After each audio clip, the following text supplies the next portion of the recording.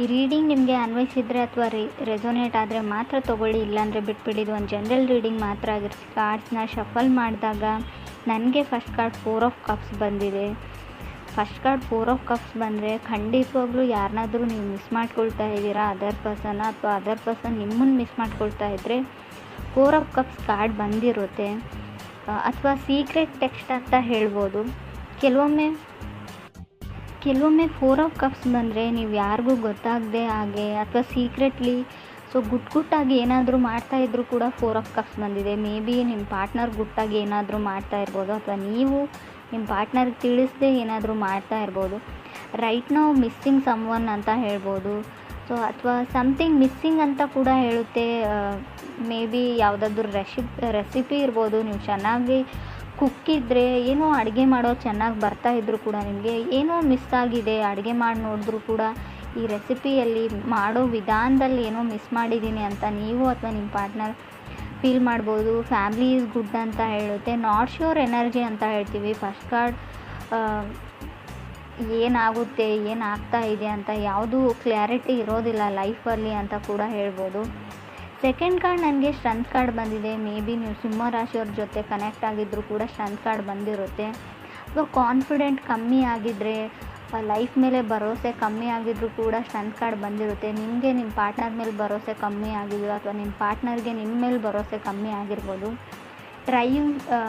Trying to see how far it will goes ಅನ್ನೋ ಹಾಗಿದೆ. ನೋಡೋಣ, ಎಷ್ಟು ದಿನ ಹೋಗುತ್ತೋ ಅಷ್ಟು ದಿನ ಜೊತೆಗಿರೋಣ. ಸ್ಟ್ರಗಲ್ ಅಂತ ಹೇಳ್ತೀನಿ ನಾನು. ಬೇಸಿಕಲಿ ಇದು ಒಂದು ಸ್ಟ್ರಗಲ್ ಆಗಿರುತ್ತೆ. ಡಿಸ್ಕನೆಕ್ಟಿವಿಟಿ ಫೀಲ್ ಇರುತ್ತೆ. ಜೊತೆಗಿದ್ದರೂ ಕೂಡ ಡಿಸ್ಕಂಫರ್ಟ್ ಫೀಲ್ ಇರುತ್ತೆ ಆ ಪರ್ಸನ್ ಜೊತೆ. ನಿಮ್ಗೆ ಅನಿಸುತ್ತೆ ನಿಮ್ಮ ಜೊತೆ ಫಿಸಿಕಲಿ ಇದ್ದರೂ ಕೂಡ ಅವ್ರ ಮೈಂಡ್ ಚೇಂಜ್ ಮಾಡಿದ್ದಾರೆ, ಅವ್ರ ಹಾರ್ಟ್ ಚೇಂಜ್ ಮಾಡಿದ್ದಾರೆ. ಮೊದಲಿನ ಸಲ ಇಲ್ಲ, ಅವರು ಸ್ಲೋಲಿ ಅವ್ರು ನಿಮ್ಮಿಂದ ದೂರ ಆಗ್ತಾ ಇದ್ದಾರೆ ಅಂತ ಅನ್ನಿಸ್ತಾ ಇದೆ ಕೆಲವ್ರಿಗೆ. ಕೆಲವ್ರು ಮ್ಯಾರಿಡ್ ಇರ್ಬೋದು ಈ ಪ್ಲೇಸಲ್ಲಿ ಅಂತ ಕೂಡ ಹೇಳ್ಬೋದು. ಫ್ರೆಂಡ್ಸ್, ಇದು ಎಲ್ರಿಗೂ ಅನ್ವಯಿಸಲ್ಲ, ಕೆಲವರಿಗೆ ಮಾತ್ರ. ಥರ್ಡ್ ಕಾರ್ಡ್ ನನಗೆ 5 ಆಫ್ ಪೆಂಟಿಕಲ್ಸ್ ಬಂದಿದೆ. 5 ಆಫ್ ಪೆಂಟಿಕಲ್ಸ್ ಥರ್ಡ್ ಕಾರ್ಡ್ ಬಂದಿರ್ಬೋದು. ಲಾಜಿಕಲಿ ನೀವು ಥಿಂಕ್ ಮಾಡ್ತಾ ಇದ್ದೀರಾ. ಇತ್ತೀಚೆಗೆ ತುಂಬ ಪ್ರಾಕ್ಟಿಕಲ್ ಆಗ್ತಾ ಇದ್ದೀರಾ ನೀವು ನಿಮ್ಮ ಪಾರ್ಟ್ನರು. ಯಾವ ಕಾರಣ ದೂರ ಆಗೋಕ್ಕೆ ಅಂತ ಒಬ್ರಿಗೊಬ್ರು ಎಕ್ಸ್ಪ್ಲೇನ್ ಮಾಡ್ತಾ ಇದ್ದೀರಾ ಅಂತ ಹೇಳ್ಬೋದು. ನೀವೆಷ್ಟೇ ಲಾಜಿಕಲಿ ಟ್ರೈ ಮಾಡಿ, ಎಕ್ಸ್ಪ್ಲೇನ್ ಮಾಡಿ, ಅವ್ರು ತುಂಬ ದೂರ ಹೋಗಿದ್ದಾರೆ, ಮತ್ತೆ ನಿಮ್ಮ ಲೈಫಲ್ಲಿ ಮೊದಲಿನ ಥರ ಇರಲ್ಲ ಅಂತ ಕೂಡ ಕಾರ್ಡ್ ಹೇಳುತ್ತೆ.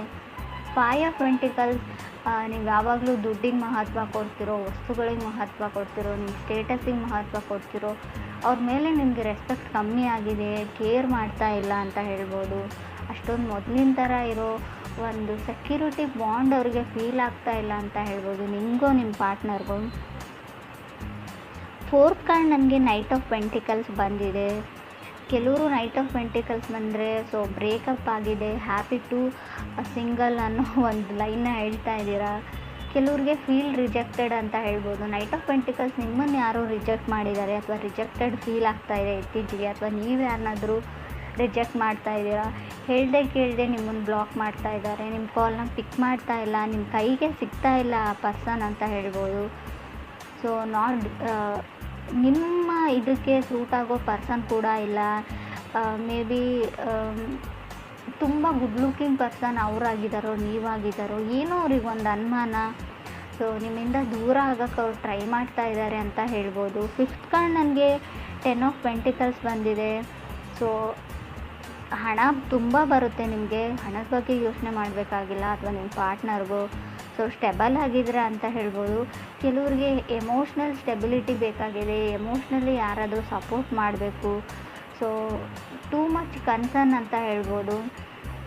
ಅನ್ಸರ್ಟನಿಟಿ ಇದೆ ಲೈಫಲ್ಲಿ ಅಂತ ಹೇಳ್ಬೋದು. ಯಾರೂ ನನಗೆ ಸಪೋರ್ಟ್ ಮಾಡೋರಿಲ್ಲ. ಎಲ್ಲ ಇದೆ, ದುಡ್ಡಿದೆ, ಸ್ಟೇಟಸ್ ಇದೆ, ನೇಮ್ ಇದೆ, ಫೇಮ್ ಇದೆ, ಬಟ್ ನನಗೆ ಯಾರೂ ಇಲ್ಲ ಅನ್ನೋ ಫೀಲಿಂಗ್ನಲ್ಲಿ ಕೆಲವ್ರು ಇದ್ದೀರಾ, ನೀವು ಅಥವಾ ನಿಮ್ಮ ಪಾರ್ಟ್ನರು. 6th ಕಾರ್ಡ್ ನನಗೆ ನೈಟ್ ಆಫ್ ಸೋರ್ಡ್ಸ್ ಬಂದಿದೆ. ನೈಟ್ ಆಫ್ ಸೋರ್ಡ್ಸ್ ಕೆಲವೊಮ್ಮೆ ಹೊಸ ವ್ಯಕ್ತಿನ ನೀವು ಮೀಟ್ ಆಗ್ತೀರಾ ಲೈಫಲ್ಲಿ ಅಂತ ಕಾರ್ಡ್ ಹೇಳುತ್ತೆ. ಇತ್ತೀಚೆಗೆ ಮೀಟ್ ಆಗಿದ್ದೀರಾ, ಕೆಲವರು ಮುಂದೆ ಕೂಡ ಮೀಟ್ ಆಗಿರ್ಬೋದು. ಮೇ ಬಿ ಜನ ನಿಮ್ಮ ಬಗ್ಗೆ ಮಾತು ಹೇಳ್ತಾ ಇದ್ದಾರೆ ಅಥವಾ ಗಾಸಿಪ್ ಮಾಡ್ತಾ ಇದ್ದಾರೆ ಅಂತ ಕೆಲವರಿಗೆ ಅನ್ನಿಸ್ತಾ ಇದೆ. ಫ್ಯಾಮ್ಲಿಯಲ್ಲಿ ಗೊತ್ತಾಗಿರ್ಬೋದು ನಿಮ್ಮ ವಿಷಯ. ಸ್ಟ್ರಗಲ್ ಅಂತ ಹೇಳಲ್ಲ. ಸೊ ವಾರ್ನ್ ಕೂಡ ಮಾಡಿದ್ದಾರೆ, ನಾರ್ಮಲ್ ವಾರ್ನ್ ಇದೆ ಅದು. ಸೊ ಜನ ನಿಮ್ಮ ಬಗ್ಗೆ ಏನೇನೋ ಹೇಳ್ತಾ ಇದ್ದಾರೆ, ನಿಮ್ಮ ಫ್ರೆಂಡ್ ಸರ್ಕಲ್ ಇರ್ಬೋದು, ನಿಮ್ಮ ಕ್ಲಾಸಲ್ಲಿರ್ಬೋದು, ಜನ ನಿಮ್ಮನ್ನು ಅಬ್ಸರ್ವ್ ಮಾಡ್ತಾ ಇದ್ದಾರೆ, ಗಮನಿಸ್ತಾ ಇದ್ದಾರೆ ಅಂತ ಕಾರ್ಡ್ ಹೇಳ್ತಾ ಇದೆ. ಸೊ ಯಾವುದಕ್ಕೂ ಕೇರ್ಫುಲ್ ಆಗಿರಿ ಅಂತ ಹೇಳ್ತೀನಿ. 7th ಕಾರ್ಡ್ ನನಗೆ ಕಿಂಗ್ ಆಫ್ ಕಪ್ಸ್ ಬಂದಿದೆ. King of cups may be ವೃಶ್ಚಿಕ ರಾಶಿಯವ್ರ ಜೊತೆ ನೀವು ಕನೆಕ್ಟ್ ಆಗಿರ್ಬೋದು. ಸೊ ಕಿಂಗ್ ಆಫ್ ಕಪ್ಸ್ ಬಂದಿರುತ್ತೆ. ಸೊ ಅಥವಾ ನೀವು ಒಂದು ರಿಯಲ್ ಲವ್ನ, ಟ್ರೂ ಲವ್ನ ಹುಡುಕ್ತಾ ಇದ್ದರೆ, ನಿಜವಾದ ಪ್ರೀತಿನ ಹುಡುಕ್ತಾ ಇದ್ದರೆ ಕೂಡ ಕಿಂಗ್ ಆಫ್ ಕಪ್ಸ್ ಬಂದಿರುತ್ತೆ 7th ಪ್ಲೇಸಲ್ಲಿ.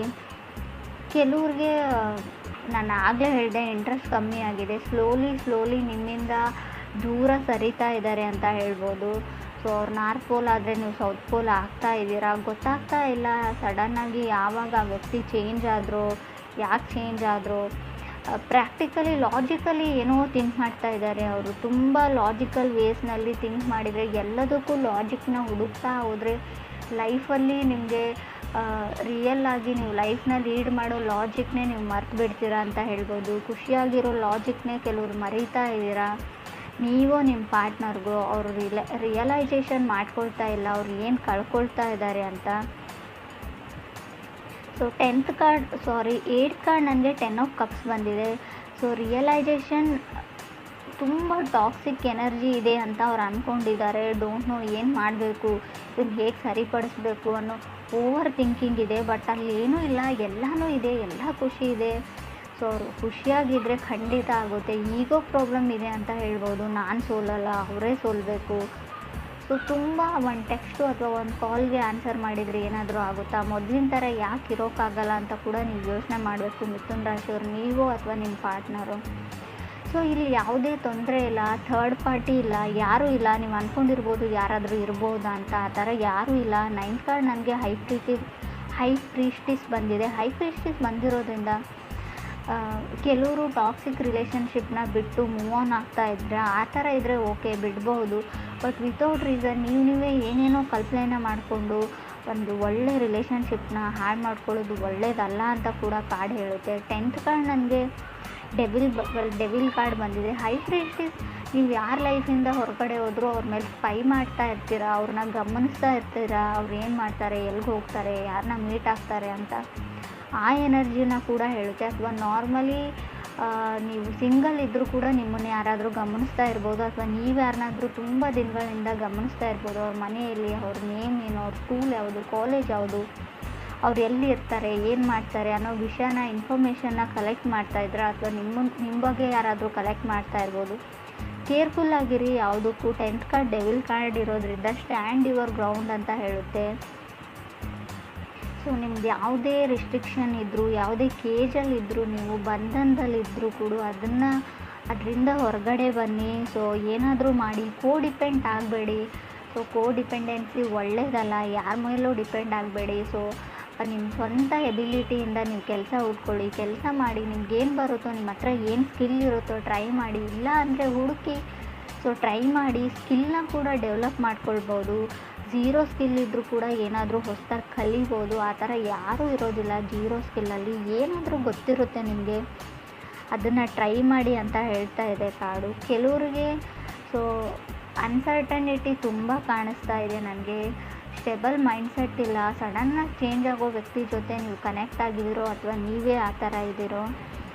ಸೊ ಕೆಲವ್ರಿಗೆ ಏನೋ ಗೊತ್ತಿಲ್ಲ, ಫೋಕಸ್ ಚೇಂಜ್ ಆಗ್ತಾ ಇದೆ ಅಂತ ನಾನು ಮುಂಚೆನೇ ಹೇಳಿದ್ದೀನಿ. ನೀವು ಅಂದ್ಕೊಂಡಿರೋದ್ರ ಕಡೆ ನಿಮ್ಮ ಗಮನ ಇಲ್ಲ. ಸೊ ಖಂಡಿತವಾಗ್ಲೂ ಫೋಕಸ್ ಚೇಂಜ್ ಆಗ್ತಾ ಇದೆ. ಮೇ ಬಿ ಫೈನಾನ್ಷಿಯಲ್ ಅನ್ಸರ್ಟನಿಟಿ ಕೂಡ ಹೇಳ್ತೀನಿ ನಾನು. ಹಣಕಾಸಿನ ಏರುಪೇರು ಕಾಣ್ಬೋದು, ಸ್ವಲ್ಪ ಹಣ ಜಾಸ್ತಿ ಖರ್ಚಾಗ್ಬೋದು. ಸೊ ಅಥವಾ ನೀವು ಶಾಪಿಂಗ್ ಮಾಡ್ತಿರೋ, ಅಥವಾ ದುಡ್ಡು ನಿಮ್ಗೆ ಗೊತ್ತಿಲ್ಲದೆ ಹಾಗೆ ದುಡ್ಡು ಫೋಲ್ ಆಗೋ ಚಾನ್ಸಸ್ ಇದೆ. ಗಮನ ದುಡ್ಡಿನ ಬಗ್ಗೆ ಇರಲಿ ಅಂತ ಕೂಡ ಹೇಳುತ್ತೆ. ಸೊ ಲುಕ್ಸ್ ಬಗ್ಗೆ ಯೋಚನೆ ಮಾಡಬೇಡಿ. ಇಲ್ಲಿ ಜಾಸ್ತಿ ತುಂಬ ನಾನು ಹೇಗಿದ್ದೀನಿ, ಅಪಿರೆನ್ಸ್ ಬಗ್ಗೆ ತುಂಬ ಯೋಚನೆ ಮಾಡ್ತಾ ಇದ್ದೀರಾ. ನಾನು ಚೆನ್ನಾಗಿಲ್ಲ, ನಾನು ಚೆನ್ನಾಗಿದ್ದೀನಿ, ನಾನು ದಪ್ಪ ಇದ್ದೀನಿ, ನಾನು ತುಂಬ ತೆಳ್ಳಗಿದ್ದೀನಿ.